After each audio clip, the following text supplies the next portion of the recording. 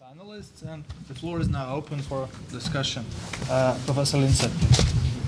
Should I use a microphone? Yes, Speak please. loud. Perhaps you can, Dušane, možda možemo ovaj bežični da koristimo. Just get the wireless microphone. Oh, you got wireless, that's great.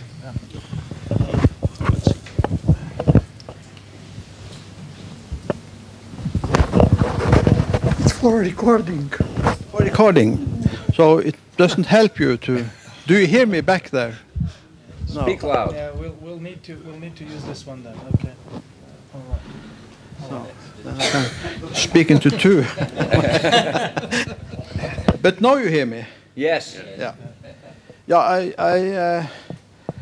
We have now heard that this philosophical diagnosis, as Hartelaw presents it, is thought of as a classification system of philosophical problems. I think you could say that. And I think the way I think of philosophical practice, I am very critical to that idea also. Because if you have a kind of system to classify philosophical problems, I think there is a danger that people coming to philosophical practice are easily too much put into one of these categories. Also, if you don't intend to do it, it might very easily happen. And for me, philosophical practice I think of in a much more narrative sense. People try to tell their story, and they need to, by telling their story, to find out who am I telling this story. And there are layers and layers of meaning in these stories. And as soon as we see problems and we give them names and categorize them, we tend to stop this process of wondering who am I telling this narrative. I mean, one thing is that you may do a mistake in labeling people into some of these categories. But it is even problematic if you don't do a mistake. Because also then, if you can say, well, but that is a problem for this person. And it is very, very much, you have good reasons to say that. This fixing, also this statement, that is a problem for this person, may stop the process of wondering that might need to listen to other experiences in the life of the person, who might show other aspects of life that could need to be elucidated in a dialogue. So I'm very critical to such a system of problems, taxonomy of philosophical problems. I mean, if you have for yourself a philosophical practice, some idea of what kinds of problems do we meet, it may not be very bad, but to systematize that and to teach it, and it's very, very problematic, I think. Thank you, Anders. It's better we get a few people speaking. We can collect a few interventions before the panelists react, if you agree. Let me see which was the order. I think Minke was first. Eckhart also. Sorry? Eckhart is stepping up. And Eckhart, yeah, okay. And then we'll take two now, and then the panelists will respond, and then we'll take further questions. So Minke, please. Yeah, I'll try to do it with the points like this. I have a question actually for Peter.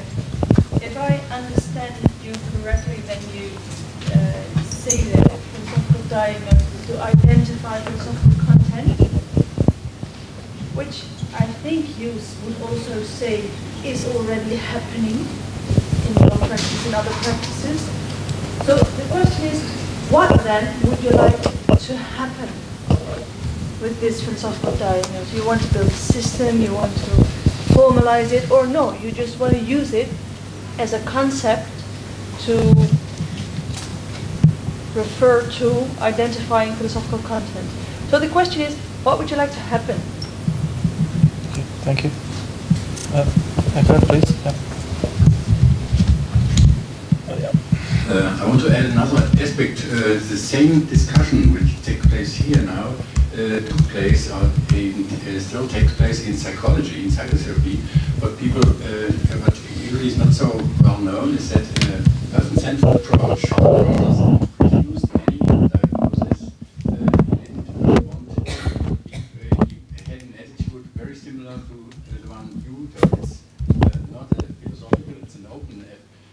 doesn't belong to the philosophers.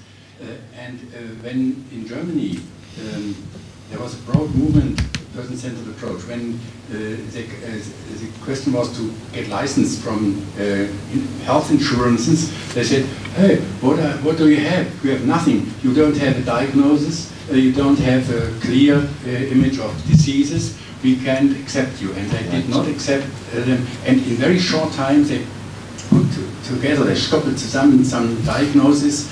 Said, oh yes, we have it also, but it didn't really fit to the system. So it's really difficult thing, and today it starts to a strong movement against things like the positive psychology says we want to move out of this disease image and want to go on to the resources, to the positive aspects. So it's this similar discussion, and we can learn from each other, I would say, what it means to look to the effects or look to the positive aspects. Yeah. Okay. Yeah. Thank you. We can take another one from John Borowitz, I think. Yeah. Thanks. First off, the invocation of logical fallacies is quite good. I mean, I think it lends the notion of diagnosis lends itself best to that. But with a fallacy, of course, what we have is an error, not something that's wrong with the person. It's a mistake based on well understood rules. Oscar, I think you're right. You would have been better on the other team. One thing, your invocation of all of these philosophers, they were great theorists. I mean, who would want to go to Nietzsche to be a practitioner? But all of them, none of them, were looking at individuals. They were giving us theories, large explanation of categories. The largest problem that I have with this, which has been long-standing, is the notion of orthodoxy, which goes to the basis of professionalism and all. So that's something that's going to be a continuing question for us, I think. And I'm against it. You know, for philosophers, we always, to me, it always must be possible to be set back by your reason. If you're giving a diagnosis, that suggests that you're in control. And I would never like that to be the case. It's always risky doing philosophy with someone else. Thank you. We will let the panelists respond, and then we'll continue. Yeah. After the response by the panelists, we'll have another bit. Okay. So, which one of you do? Yeah, that's right. So, as most of the questions are aimed against the philosophical diagnosis, I'd like to give it another try. I was actually quite satisfied with my advocate, you might say, because he gives a lot of examples of distinctions that the philosophers made. And maybe first response to Minke, I like the concept to refer to philosophical content, you might say, in the way that Oscar draws up the examples, because also notice that in the examples it's very important that the distinction is linked with a philosopher. So it has a much more deeper meaning than just a distinction. It is also refers to what you might call the worldview or the style or the type of philosophy. And actually I was also inspired to start using this concept when we were discussing, when we were studying students as philosophy, you know, and then you are in discussions with people living at your student home, and I thought, oh, hey, this guy thinks like a Platonist or like an Aristotelian. You know, you can recognize that kind of things in the speech or acts or actions of the others, and that was for me the beginning of that kind of idea of the philosophical diagnosis. The stopping of the process, of course, a very you might say important risk of using it. I myself in my consultations use a circular model in which the diagnosis is just a small step of the process in the process of philosophizing. And I think the stopping of that process, or the stop of that process, that should be considered very carefully. Sometimes I think actually the circle is ongoing eternally in the life of a person, but it's not necessarily a bad thing if it stops for a while. And then after a while people come back again and with maybe the same theme, or maybe the theme has changed, or transvaluation of the theme. But I would clearly propose the diagnosis as just a small step in the process of philosophizing. A function that what I'm sometimes bothered with, or wonder that practitioners, you might say, use the same approach to every client. And speaking about the client-centered approach, I was wondering, I thought, well, actually that diagnostic instrument might help us to distinguish the need of a certain type of philosophizing adjusted to the person. Some persons are maybe in a need for a rigid logical analysis of their speech, and others for a more, you might say, descriptive, phenomenological approach, or more an existential approach. So the diagnosis I have some more pretensions with the diagnosis, in the sense that it can regulate or adjust the philosophizing according to the needs of the person. So also, again, John, adjusting, it's not giving a diagnosis, as it's clearly stated. We construct the diagnosis in dialogue with the patient. So I actually would very much agree with Detlef and also with Lou, that what we are doing is actually in being in dialogue, you might say. So please refrain from saying we give a diagnosis. I don't think that's something we cannot do at all. It's more in line with Oscar's distinction. We are doing diagnostic, you might say, in that sense.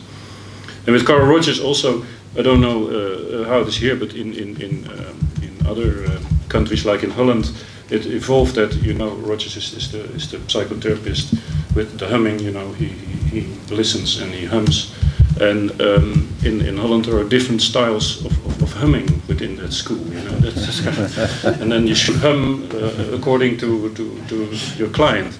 So that kind of perversive mechanisms are inherent to you might say to the diagnostics, and I think we should be conscious and avoid that by clearly using or explicitly using the concept of a philosophical diagnosis. Okay, quick point. Okay, yeah. Okay, I'll try not, Peter's been nice, I'll try not to betray you too much. I think the first problem is an idea of Wittgenstein to say that to think or to philosophize is to get out of the fascination by concepts. And I think that's a very interesting idea. Now personally, I don't use diagnostic as a concept, but why not? So the question is either to say, okay, now we have to do diagnostic, or to say, oh, it's terrible, we're going to have American lawyers on our back. Both for me, I send them back to back. If it's useful, use it. If it's not useful, don't use it. But let's not, although it's interesting to have a discussion about the diagnostic, but let's not overload.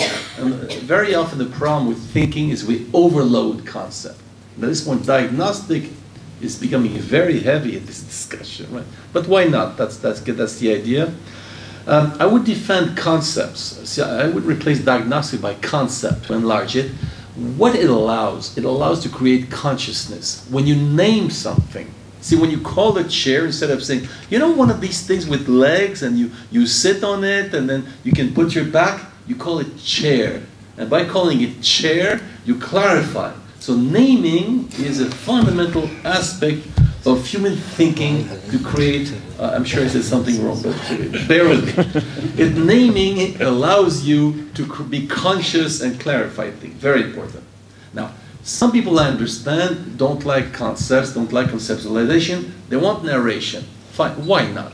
But look how funny it is. They have made a diagnostic. See, if you use diagnostic, if you use concept, you stop the wandering of the thinking process. Well, that's very nice. They have their own diagnostic. Do not name things. Do not label them. Do not call them anything. Otherwise, you stop the wandering. So it's very interesting that by criticizing diagnostic, they've invented an opposite diagnostic. Why not? That's called philosophy, right? Okay. The thing, logical fallacies. Now, logical fallacies, personally, the way I use logical fallacies, I don't want to teach people logic. I'm not a logics teacher. But I have a sort of postulate that naturally the human mind is rational, or logical, naturally. If there is a logical fallacies, it's not simply people didn't learn logic. It means, there's something strange here. They say the opposite one after the other. It's like the tectonic plates thing. You know, when there's a volcano, there's a friction of tectonic plates. So I'm not interested in, oh, they made a mistake in logic. I'm saying, what's going on? Why a human mind that naturally is logic would make such growth? So we try to identify, to see what is the origin of this friction of tectonic plates. Logic is a tool. It's not the purpose to teach people logic. But it's an interesting, if you cannot diagnose logical problems, you will not spot these tectonic plates of friction, right?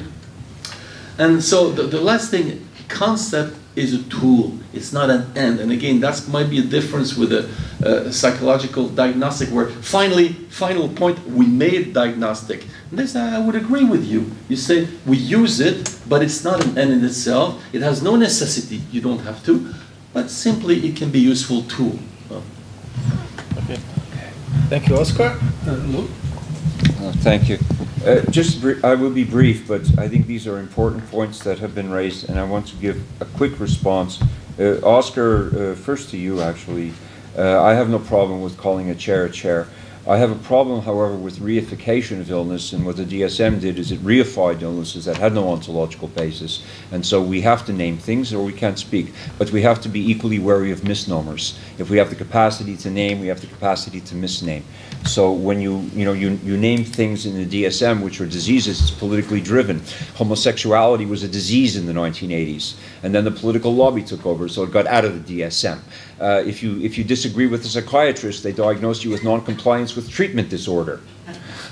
It's like resisting arrest. You know, this is the ad that they tack on, that they throw the book at you, literally. So I think we need to be, obviously we need to name things, but we also have to be careful not to engage in reification. That was my main point. But to the speakers who commented, yes, Eckhart, it's the same in USA, but worse, that psychologists have to make a diagnosis or they don't get paid by the insurance companies, just what Eckhart said. So a lot of psychologists in the US who are very, I would want to say, philosophically minded and like to talk to people, they're opting out of the insurance system and they're reducing their rates so that people can pay them in cash or whatever, and they don't have to make a bogus diagnosis in order to satisfy the requirements of an insurance company. Because the medical profession in the US is colonized not only by the pharmaceutical companies, but also by the insurance companies. It's a very dangerous combination for delivering a humane practice. So that's one of the things to reinforce. If we get into the diagnosis business, we're going to be associated with a lot of disreputable practices, at least in the US side. And then to John, yeah, I want to underscore what you said. I think, Anders, you were leaning in that direction also.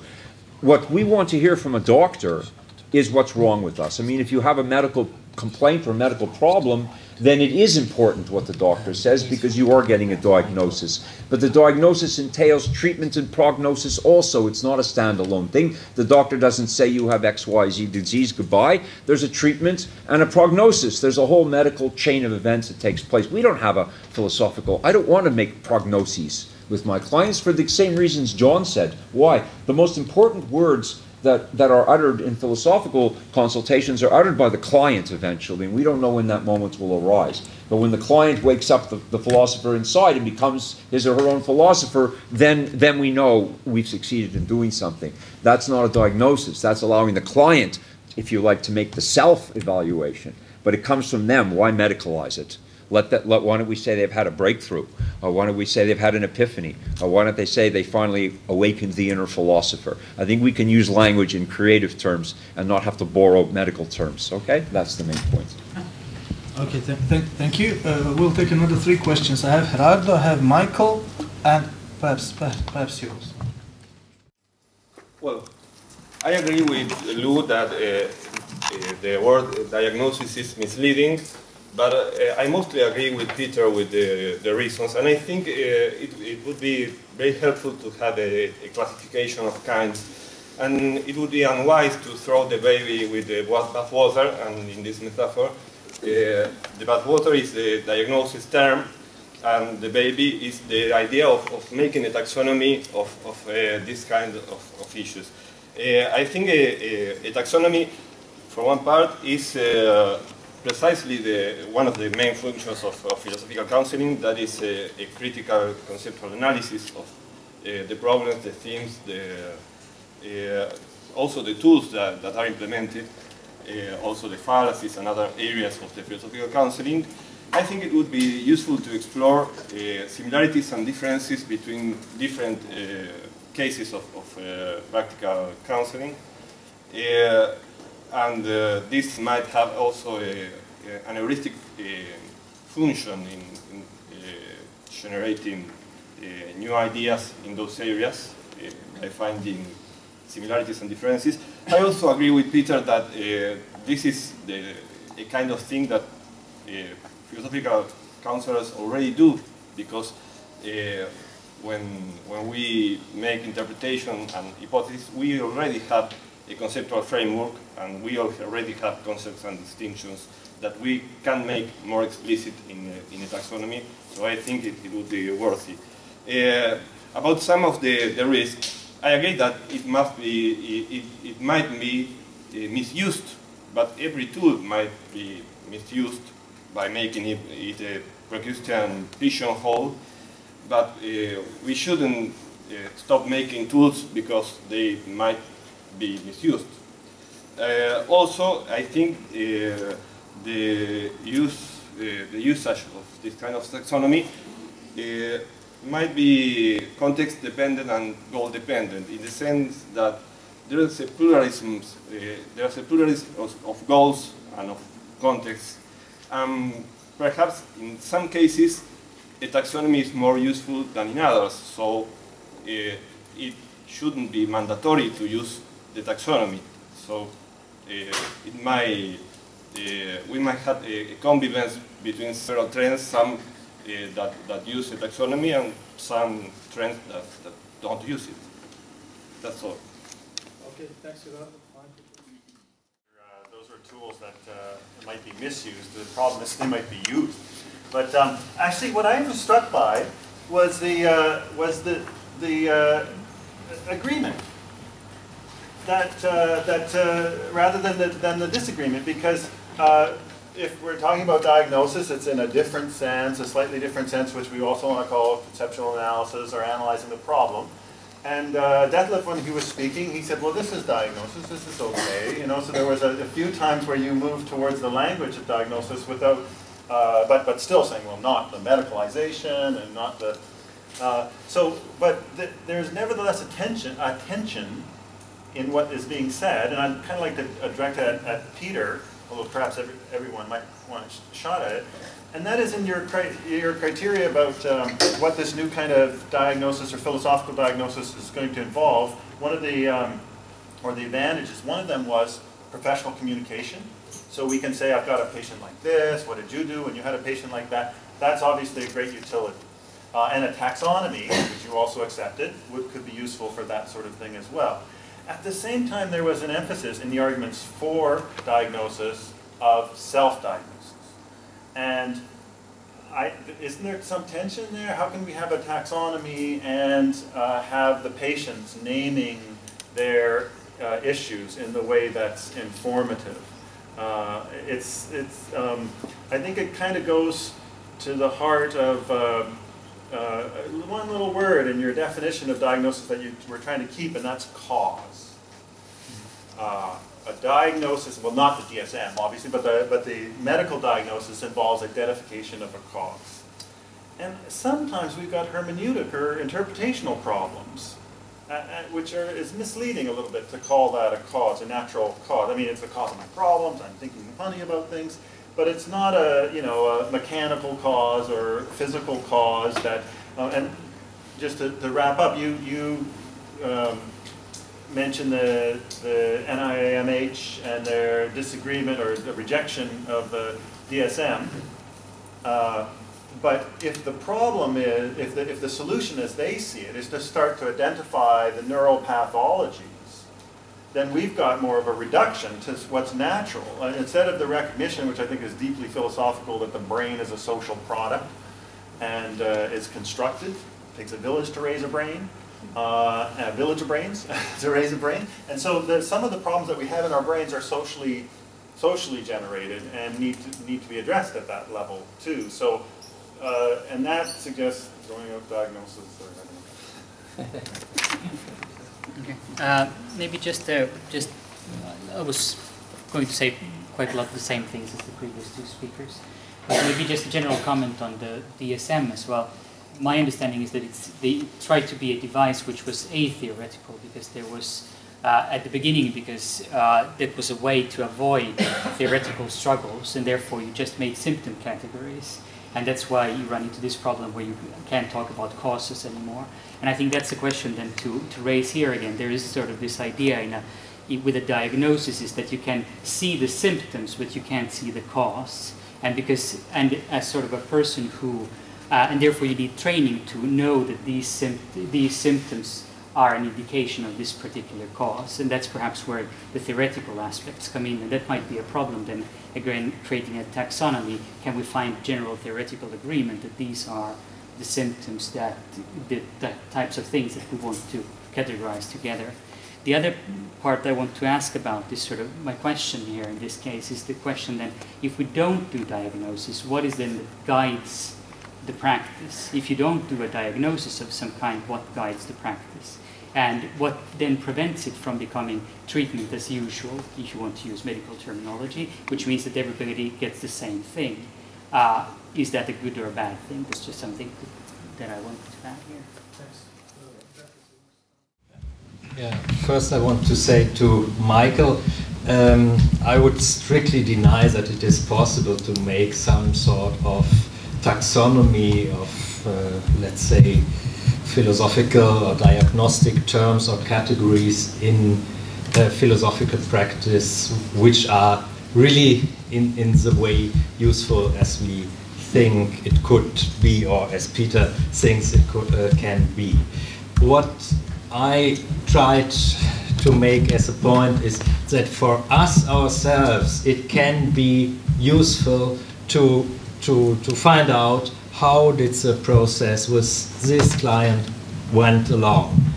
But this is just for become conscious about ourselves and our work. That's I think what we can do.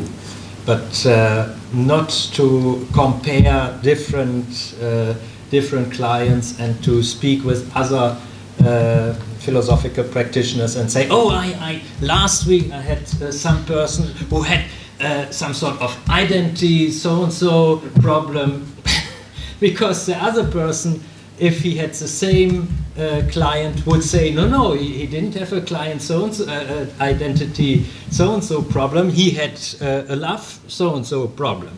So that's I'm convinced of, and so I doubt that it is a way. I'll go ahead.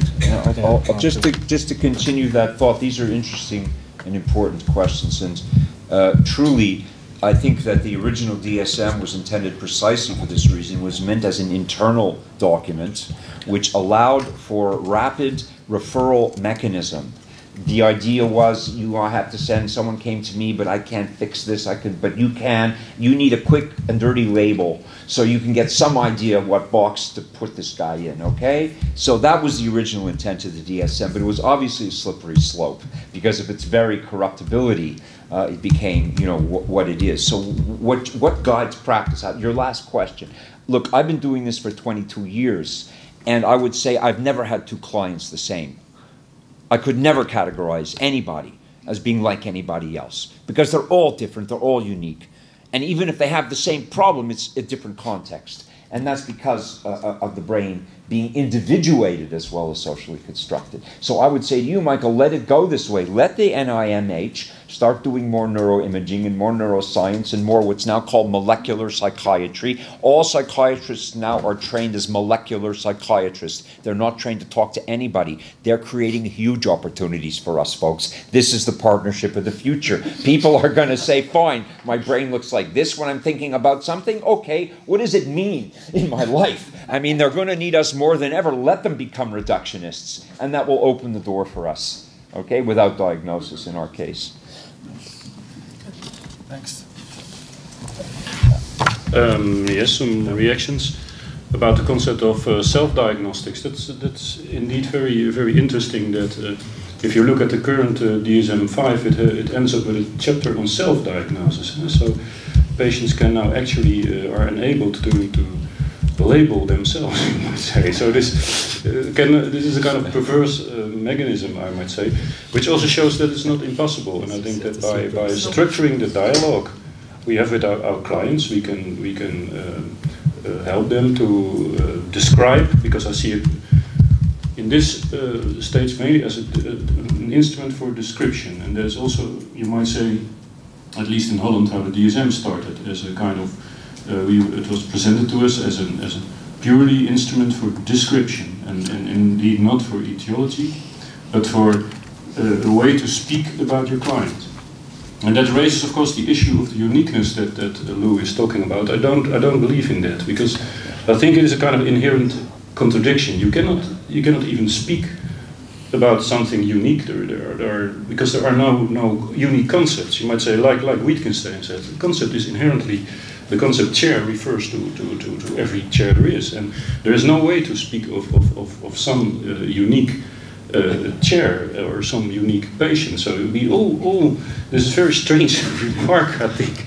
I know in philosophical practice our main aim is to enhance the authenticity and uniqueness of patients. That is something I surely also do and underline, but the language to talk about that is something different, and I think that language doesn't exist, and the categories that we are using from philosophy are also in that sense not suitable for that purpose. So the diagnostics are more or less I think general concepts that we use for describing what we do, and also my reaction now in the discussion would involve a question to you. I would certainly, like you say, agree with the opponents that what we are doing is dialogue, but also I think that in Holland that would be much too less. You might say, if I say, well, that's what I do, then people will say, all right, then I'll go to the pub and smoke some pot or something, and then that will be okay too. So there must be more than just dialogue, and I think that the identification of philosophical content by something that we might call philosophical diagnosis is the more. Okay. Yes. I agree with the attempt to show there is some agreement beside the differences in what has been said, but when we hear there is a difference, and I try to conceptualize diagnostic, what is the difference? Funnily enough, it's not even conceptual. It's more a problem of attitude. I would oppose in two ways. People that trust, or people that prefer prudence, people that are idealist versus people who are pragmatists. See? And that's the way I would characterize the main issue of this discussion. It's not even conceptual. It's purely attitude. But to understand the discussion, I know I need those concepts. And one reason I would like to defend diagnostic, because I quoted all these problems I learned. It's true, John, these philosophers were not involved in practice, but in the way they were, because otherwise how could they understand with such depth to recognize what was going on with human beings so we can use them. And I know when we train people, we say this is our toolbox. You know, different noumena and phenomena from Kant. Yes, we don't learn it in university as a practice, but us as practitioners, we're going to steal all these concepts from philosophers as our toolbox, which we'll be using to recognize what is going on.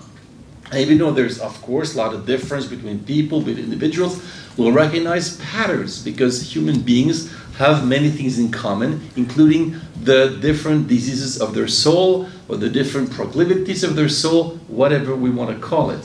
So the first thing is, for the philosopher himself, I would plead that the philosopher, the practitioner, he needs to understand, to have those profound insights. I could not discover by myself all these insights, but I've studied philosophy, and philosopher had taught me to recognize this and make a toolbox that use.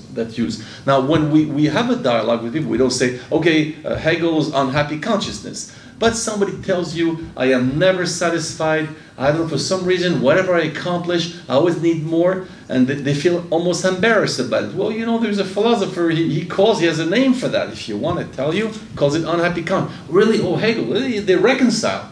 just for reconciliation, it's very interesting to use the concept of philosophers, right? Or explain it to him and say, do you recognize yourself? You don't. As well, on symptoms. For example, sometimes people say, I'm anxious, I fear. So what do you fear? Say, I don't know what I fear. This is a very common one. So, well, let me tell you. Say, based on my experience, here's a list. That's how to use it, of what people fear. What do they fear? They fear not being loved. They fear to be alone. They fear to be impotent. They fear to have nothing. They fear to die. I tell you, this is the majority of people. Now, do you recognize yourself in that list, or you think it's something else, right? And people have started going around and say, oh, I'll take this one for now, or something like that, right? So you provide them with diagnostics, and so you pick your own, you know? So I like when they do it by themselves, but if they don't, I propose a little list or some concept from a philosopher, so you go along with. So it's how you use it. Again, I come back, it's the art of doing it. How do you do it? Or do you say, okay, I got you, this is this is the diagnostic, and you go read what, okay, but, you know, but how do you use this stuff? So you found yourself on common sense. I know I use a lot of common sense in the practice. You found common sense, what everybody knows, and then you can enrich it with the insight from the philosophers, right? And I'll give you a last concrete thing. With Victoria here, we work a lot with companies, with businesses in Russia. And one work we do, and you can talk to her, she's a specialist on this, is on evaluating argumentation. We give 20 questions to people, and we look at the way they give argumentation, and we evaluate, diagnostic, how these people are. Now, of course, the argumentation problems will indicate to you a lot about these people. Is it people are using purely subjectivist argument? Is it that they're using undifferentiated argument? Is it that they're indecisive in their choices? You do 20 questions and it tells you a lot about people. We've made it an efficient tool. No, I don't know if we're competing with psychologists, but to see, so people, both them and others working with them, recognize problem, either to know to recruit them or as a personal development question. So I'm not saying you should do that, but that's an example of how we can use this as a tool and not as some kind of, absolutist thing we're going to be scared about it. And I think I make a call for that people in their practice make tools and be diagnostic and other things. You try to think them, conceptualize them, propose them. But we should not have, because there's a postmodernistic fear today, fear of judgment, fear of categories, and really make a little very subjective call. Let's stop being scared about thinking, because making judgment as concept is fundamental in the thinking process. Thank you very much, Oscar. We have time for 3 more brief questions, and I have Gordana, Dimitris, and Anders, and we have to finish it at that. So brief questions and brief answers, please. Okay. I would say that the chair will always stay a chair, but the man has a potential to change his diagnosis. But if we put someone in that box, we see him through that box, and we always will see him through that box. So when we set a diagnosis for our client, we set a diagnosis for us, and that's one thing. And I think we should personalize our relationship with the client. And I think, and I believe, and my practice tells me so, that we can do that if we set a diagnosis. And one more thing, when you, Peter, when you started your presentation now, you were saying about human beings are functioning in 3 areas: being, doing, and having. I think our attention is almost in every situation in having or doing, but we are not much able to be in being, just being in dialogue. It's different. There is a distinction between being in dialogue and doing dialogue. Because we always have our prejudices and we all have our stereotypes, and we do not listen to our client because we always have a box for him. So I think I'm not comfortable with Thanks, Gordon. Dimitris, please. I'm just going to go back to the diagnosis and diagnostics. I don't think that diagnostics is much better of a vocabulary. Actually, I think it takes us to the wrong direction. What diagnosis does is it gives you the cause behind a set of symptoms, and that's what we really want. The diagnostic, and this is the kind of thing that you need someone who has the craft, find that digs deep, and find the cause of all these symptoms that people have. The diagnostics is something that the machine does, right? The diagnostics in a computer or in the car, it just checks, the state of the car, and it tells you that part of the machine runs a bit low, your memory is fragmented. All it does is it gives you a set of symptoms that are not functioning according to the way that you want. But that's really not what you want. You don't want the diagnostics of the person. You want the cause of all this. I mean, that's at least what medicine does. The equivalent of giving the diagnostics of the person would be to tell them you have fever and rashes, but that's not what they want. They want to hear you have this Ebola virus. Do they?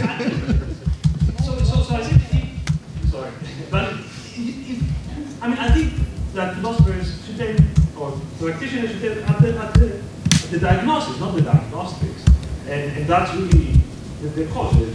And this is where what Lou was saying, that sometimes there's simply no thing behind it. I mean, the ontology is wrong. I mean, the problem with ADHD is that there is no disease. There's just a bunch of kids who are hyperactive in school. There is no disease for it. There's nothing like that. To tell the kids you're sort of, not paying attention to school is not giving a diagnosis. It's simply giving the diagnostics of the condition, and it doesn't seem to be enough. So that is not the question. I'm sorry. Okay, thank you, Dimitris, and Anders, please.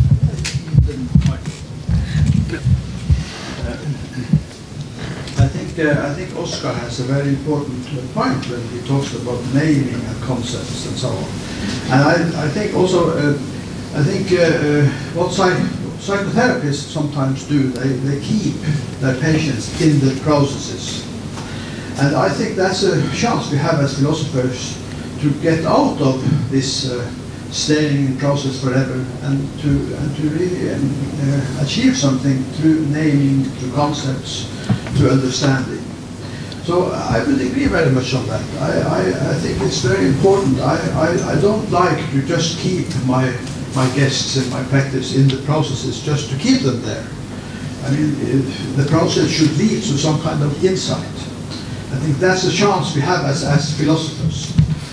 But at the same time, of course, naming is might be a very difficult business, of course, and that's the art of philosophizing. That's why we try to be philosophical practitioners, why we try to be philosophers, that we want to achieve insights and not just do some kind of naming.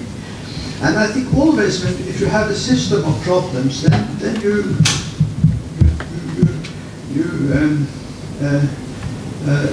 intend, or you suggest that there is something behind, as you said back there. And this something behind is then becoming very important, and it stops reflections. I just would like, it fell into my mind at the time of the Soviet Union, the distance in psychiatry. So naming is a chance, a big chance, very important to do that well, but it's a big danger also. Yeah, very much so. Thanks very much, Anders. Who would like to start? It's funny that while discussing about diagnostic, there's a discussion of diagnostic or reflection about diagnostic. Let me give you a concrete example. We had an interesting, what is your name? Gordana. Gordana tells us, yeah, well, people are not like chair. A chair is a chair will remain a chair. Well, you see, one of the first things we invite people to do in a practice is to realize that a chair is not a chair. That's basic thinking. If you think a chair is a chair, you got a problem. You see? That, by the way, I stole that from Hegel.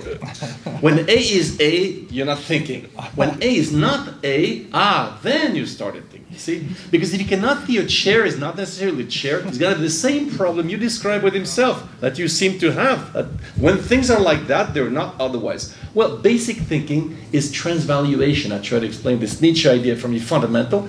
You can It's another form of dialectics. You can change the value system, you can change the ontological system, you can change everything. That's called system. That's called transvaluation or problematization. Then you're thinking. Otherwise, you're not thinking. You think things are obvious. Okay, fine, but then for me, that's another job. See? So if people enter this process of being a bit more flexible in their thinking, they can discover that now they're acting, I don't know, whatever you want, egocentric or whatever. And then, as you decide, is it the story of your life? People say, yeah, this is the story of my life. Okay, you decide. You want to reconcile with this or you want to change it? Depending on what they say, then let's see what we can do about it, right? So no, nothing is fixed, not even the chair, not even. So let's not worry that, oh my God, for all eternity, well, maybe, by the way, for eternity, you will be who you are. But that's, you know, we can think, we can rethink it, we can dialectize it. And I think that's very much, and some people can't do that, see? Some people, they're stuck. Indeed. So then we get them to work on it. How is a chair is not a chair? So you're crazy or something? A chair is a chair. No, think how it could be not a chair.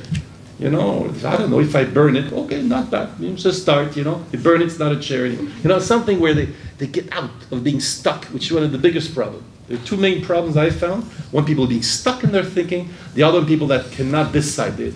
I don't know, I cannot tell. You know, the two main things, right? Then so the diagnosis is not far.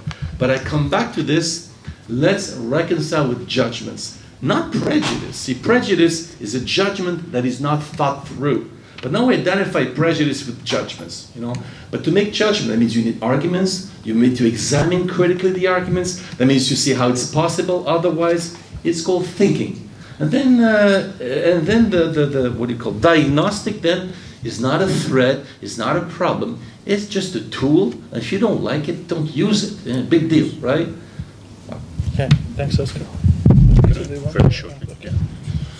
So very shortly, I did a paper on this topic for the Journal of Humanities Therapy. So I like this discussion very much. People who want to react, please read the paper and react on it so that we can develop the topic.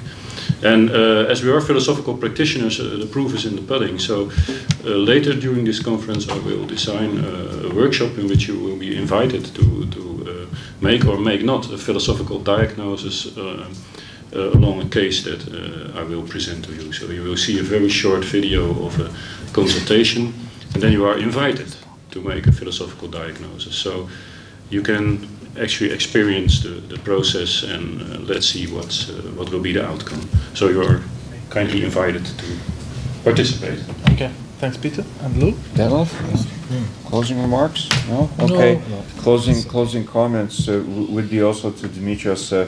Yeah, there is no, to reinforce what you're saying, the objections to ADHD within the psychiatric community are that there is no unique set of symptoms, you know, which leads to ADHD diagnosis, nor is there any two diagnoses of ADHD which, you know, entail exactly the same symptoms. So in other words, it looks very much like a reification. They're diagnosing behavior, but without a cause. And I remind you, and also Peter, I think you misidentified my identification of culturally induced illness as diagnosis. Peter, you did this today a few minutes ago. It's not. These are diagnoses: obesity, ADHD, sleep disorders. These are diagnoses that are made by the medical profession. I'm merely questioning the etiology when I'm calling them culturally induced. This is not a diagnosis. This is not a diagnosis. It's a comment on the causes. That Raphael painting, by the way, was never called the School of Athens. That's a diplomatic fudge, because Athens had so many schools. There wasn't one.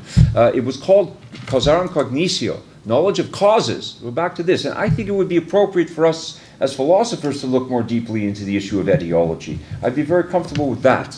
And finally, you know, there was a joke, Disraeli, you know, the Victorian Prime Minister, was asked to differentiate or distinguish between disaster and catastrophe. And he said that if his political opponent, Palmerston, he said if he fell into the Thames River, it would be a disaster. If anybody pulled him out, it would be a catastrophe. So I think with us, you know, if we start doing diagnoses, you know, internally, I don't think that would be a disaster. But if people ever found out about it, it would be a catastrophe for us. Thanks, Lou. Thank you very much for fascinating discussions. Please join me in thanking all our panelists and all our discussants.